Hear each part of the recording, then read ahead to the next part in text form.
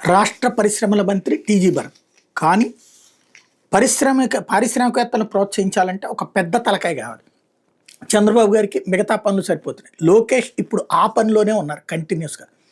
అటు ఆయన ఐటీ మంత్రి కూడా కావటం, ఈవెన్ పారిశ్రామికవేత్తలతో వీళ్ళిద్దరికి మధ్యన సాన్నిహిత్యం టీజీ భరత్కి ఆయనకి ఉన్నటువంటి దీంతో చక్కగా చేసుకెళ్తున్నారు. తాజాగా అనంతపురంలో స్నైడర్ ఎలక్ట్రిక్ ఎక్సలెన్స్ కేంద్రానికి ఓకే చేశారు. 15 కోట్లతో ఎలక్ట్రానిక్స్, హరిత ఇంధనం, నిర్మాణ రంగాల్లో యువతకు ఉపాధి కల్పించేందుకు ఇందులో నైపుణ్యాభివృద్ధి సంస్థతో ఒప్పందం కుదుర్చుకున్నారు. అంటే ఇవాళ ఇప్పుడు ఇండస్ట్రీస్ వస్తున్నాయి, సోలార్ కానీ, విండ్ పవర్ కానీ, పునరుత్పాదక విద్యుత్ అంటే నీళ్ళని మళ్ళీ తిప్పుతా దాని నుంచి కరెంట్ తయారు చేయడం. కానీ దాంట్లో పనిచేసే స్టాఫ్ కొరత మనకి ఎక్కువగా ఉంది. దాన్ని చేయాలంటే ఇప్పుడున్నటువంటి పాలిటెక్నిక్, ఐటీఐలు చదివేటటువంటి కుర్రాళ్ళని లేదా ఇతర 10th క్లాస్ చదివే కుర్రాళ్ళకి ట్రైనింగ్ ఇవ్వాలి.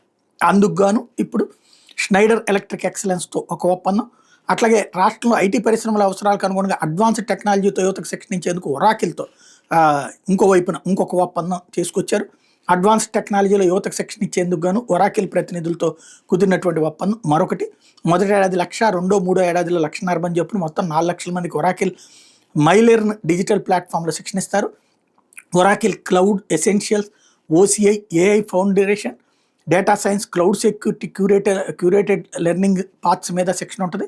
గుర్తింపు పొందిన సర్టిఫికేషన్ల కోసం లెర్నింగ్ కంటెంట్ ఎప్పటికప్పుడు నవీకరిస్తారు. నెట్వర్కింగ్ కోసం ఒరాకిల్ యూనివర్సిటీ కమ్యూనిటీలో అభ్యర్థులకి అవకాశం ఇస్తుంది.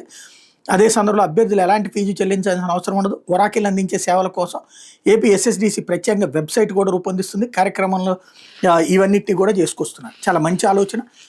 ఇవాళ ఏదైతే మన వాళ్ళందరూ వెళ్ళి అక్కడ ఇంతకుముందు చాలాసార్లు మనం మాట్లాడుకున్నాం, అమీర్పేట, కూకట్పల్లి ఇట్లాంటి చోట్లకి వెళ్ళి శిక్షణ పొందే బదులు ఇక్కడే శిక్షణ ఇచ్చేటటువంటి కార్యక్రమం.